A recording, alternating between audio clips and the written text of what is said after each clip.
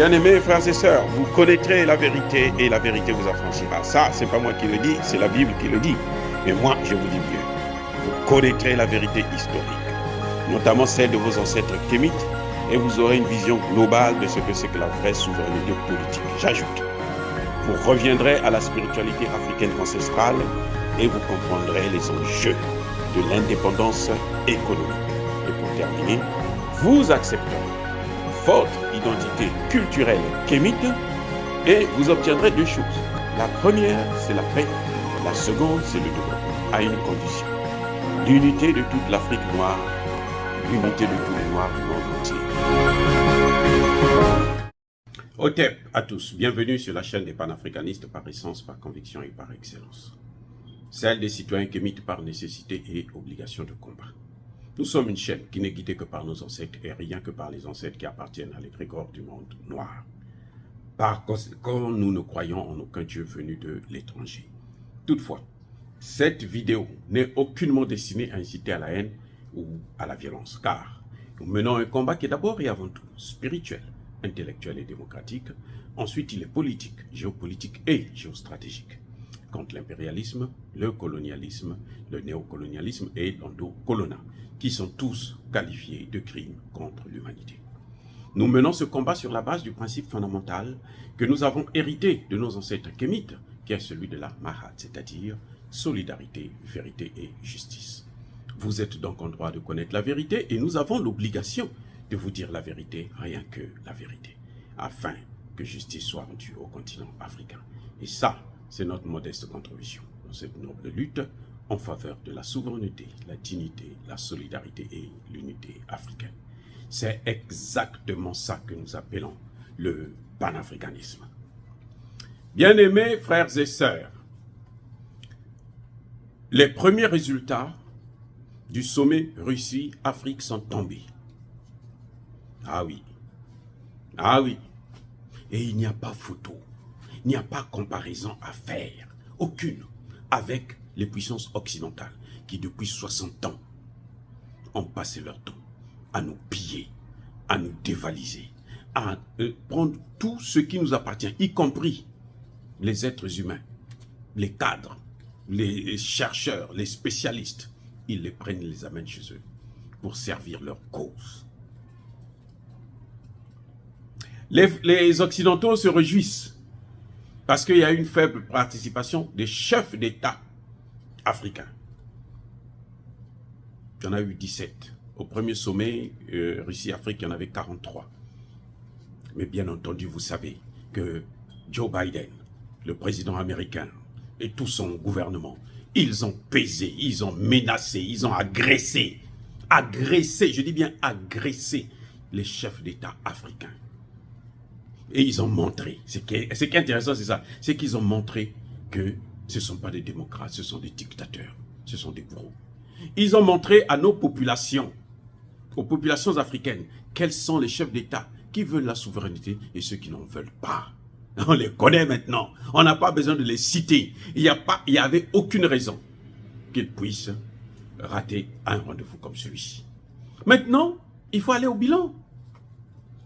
Lorsque les chefs d'État se sont retrouvés à Washington, vous savez ce que Washington a fait? Washington, Joe Biden leur a dit, écoutez, je vais vous donner 53 milliards en 3 ans pour 54 pays. Vous savez ce que ça veut dire? 53 milliards, aucun pays n'aura 1 milliard. On vous donnera quelques millions. Vous voyez? Parce que 53 milliards sur 54, c'est 900 et quelques millions pour chaque pays, si on fait un calcul mathématique. Vous voyez là où, comment on se moque de nous? Sans compter que la dette que nous avons vis-à-vis de ces pays-là, c'est une dette qui ne prend jamais fin. Ils trouvent toujours des moyens pour la renforcer, la renouveler et tout, machin. Et puis bon, ils continuent à s'enrichir sur notre dos. La Russie a frappé fort. Les résultats sont là. Le bilan est là. En 3 mois, elle a dit, dans les 3 prochains mois, elle va donner à six pays africains. Je dis bien 6 pays africains. Il y a le Burkina Faso, il y a le Mali, il y a l'Érythrée, il y a le Zimbabwe et la Somalie. Ensuite, là, le Centrafrique. 6 pays. Ces 6 pays-là, chacun va recevoir, écoutez bien, chacun va recevoir 50 000 tonnes de blé et de céréales. 50 000 tonnes de blé et de céréales. Dites-moi, qui va les acheminer là-bas? La Russie prend la paternité, s'engage à assurer le transport de ces céréales dans ces pays. Et combien ça va coûter? Question, combien ça va coûter? Dites-moi, d'après vous. 0. La Russie donne ça gratuitement. Ceux qui sont partis au sommet de Macron là, dites-moi, faites-moi le bilan. Qu'est-ce qu'ils ont amené pour leur population? Ce qu'ils ont amené là, ce sont des conditionnalités, les contraintes. N'exploitez plus votre pétrole, n'exploitez plus votre gaz, n'exploitez plus vos matières premières. Donnez ça chez nous, nous on va les exploiter et on va vous vendre ça. N'utilisez même pas, n'exploitez même pas vos terres pour l'agriculture. Nous, on va faire l'agriculture ici, nous on va acheter en Ukraine et on va venir vous vendre ça. Voilà ce qu'eux, ils ont reçu là-bas. Les autres, quand ils sont partis là, les 6 là ont reçu ça. C'était dans 3 mois. Deuxième engagement fort. La Russie dit, c'est bien, la Russie déclare, elle prend l'engagement de compenser les céréales ukrainiens qui ne vont pas en Afrique parce que les Occidentaux prennent tout. La Russie dit, moi, je veux prendre ce qu'eux ils donnaient là, ce que vous achetiez, pas qu'ils donnaient, ce que vous achetiez chez les Ukrainiens, moi je vais vous les donner gratuitement. Bien-aimés frères et sœurs, qu'est-ce que vous voulez d'autre? Dites-moi, il y a quoi? Et quelle est la différence maintenant? Il dit, la Russie dit, je suis un grand producteur de céréales. Eux là, les Européens là, quand vous partez chez eux, vous n'avez pas de céréales, vous n'avez rien. Parce qu'eux-mêmes, ils sont nourris par nous. Si ce n'est pas l'Ukraine, avant c'était moi et l'Ukraine. Maintenant, c'est l'Ukraine. On a eu des accords, on prend tout le blé ukrainien là, ils sont non accaparés. On ne vous a rien donné. Alors que c'est vous qui êtes venu négocier. Poutine l'a rappelé, hein. C'est Macky Sall qui est venu négocier ça. On a beau l'insulter, mendiant de blé, on a beau critiquer, mais c'est Macky Sall qui est venu négocier ça. À la demande des Occidentaux. Et Poutine l'a signé à cause de Macky Sall, à cause des Africains, à cause de notre population.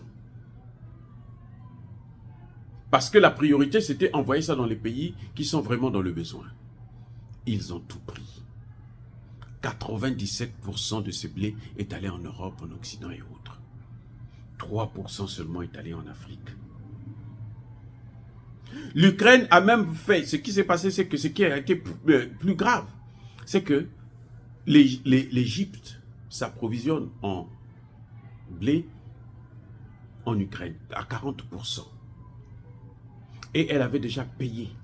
L'Ukraine a pris l'argent, mais n'a pas donné le produit. Ils n'ont jamais reçu ça. Vous voyez à quel moment? Donc, il y a en plus même, non seulement il y a le vol, le détournement, il y a l'escroquerie aussi. Vous prenez l'argent et vous ne donnez pas la marchandise. Vous avez déjà vu ça?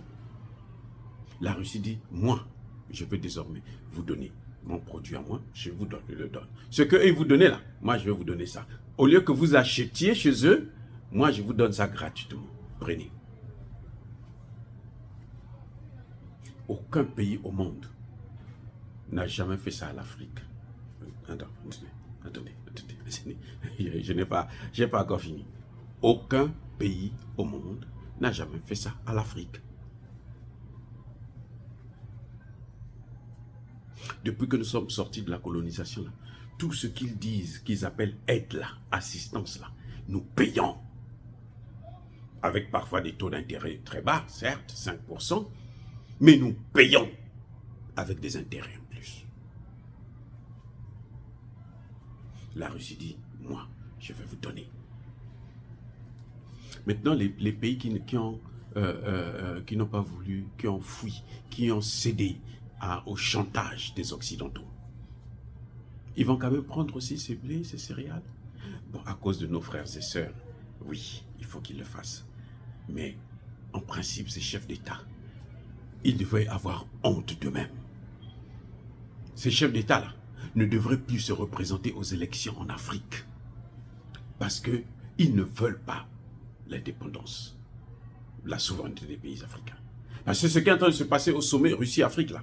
Oui, la Russie c'est un État comme tout autre, elle a des intérêts géostratégiques parce que la Russie a toutes les matières premières que nous avons là, la Russie les a. C'est elle qui a approvisionné l'Europe et les États-Unis. Même maintenant là, la Russie continue à donner l'uranium aux États-Unis. Il y a, je ne sais pas si c'est, je sais pas, un satellite ou quelque chose, ce genre américain, qui a disparu. Ils ont fait appel aux Russes pour les aider à ce qu'on puisse retrouver le satellite. Et c'est les Russes qui les ont sauvés. Et puis vous, on vous dit, vous n'avez rien. On vous dit non, venez, on va parler. Vous nous dites, vous me dites à moi ce que vous voulez, ce qu'on peut faire ensemble. Vous fouillez parce qu'il y a quelqu'un qui est là, qui tout le temps vous dit non, si vous partez chez là-bas, moi je vais vous taper et il ne vous donne rien en retour. Qu'est-ce que l'Occident vous propose? Dites-moi, qu'est-ce que l'Occident vous propose que l'Occident n'a jamais proposé depuis 60 ans, 63 ans des indépendances, pour ne prendre que là? Je ne voulais pas parler de l'esclavage et la colonisation. Non, nous parlons à la pré-colonisation, le néocolonialisme. Qu'est-ce qu'il vous propose? Et pourquoi vous êtes toujours sous-développé? Parce qu'il ne vous propose rien. Ce qu'il vous propose, c'est pour vous enfoncer dans la crise, dans la misère, dans la souffrance. La Russie est concrète. Voilà les résultats. Les résultats sont là. Ils ont dit que l'Afrique devait mourir de faim. L'Afrique n'est pas morte de faim. Malgré le fait qu'ils ont pris tous les céréales. Mais la Russie dit, bon, écoutez, c'est pas grave. Moi, maintenant, je vais vous donner pour moi. Je vais m'assurer. Je vais assurer le transport. Je viens distribuer chez vous. Mais non, qu'est-ce que vous voulez d'autre? Vous avez là des gens qui sont toujours hors sujet. Là où nous on parle de sécurité, eux ils viennent pour parler de présence militaire et domination, occupation. Là où nous on parle de sécurité alimentaire, eux ils viennent pour nous dire non, écoutez, vous ne devez plus produire telle matière première, vous ne devez plus produire ceci, vous ne devez plus produire le café. Maintenant, nous, c'est incroyable. Ça dit que c'est des monstres. Mais on peut pas il n'y a pas de qualificatif. Dire cela, c'est inciter à la haine ou à la violence. Yaba colère fait, yama lève. Encore une fois de plus, bien-aimés frères et sœurs, soyez bénis, abondamment bénis. Je persiste et je signe, par ce Dieu des Kémites et par nos ancêtres angélisés, mais que tous ceux qui persécutent le continent africain le pillent et le déstabilisent. Qu'ils soient noirs, blancs, chinois, arabes, indiens, qui qu'il soit maudit, puni, foudroyé, neutralisé, effacé, écrasé par ce Dieu de Kémite et par nos ancêtres angélisés. Vive l'Afrique éternelle, j'ai dit et j'assume.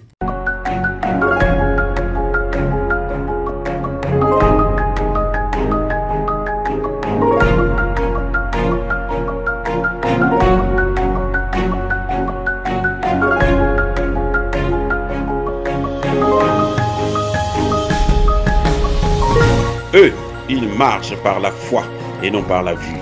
Mais moi, je vous conseille vivement de marcher par la connaissance scientifique et historique, notamment celle de nos ancêtres kémites, par les cinq sens et par l'intelligence.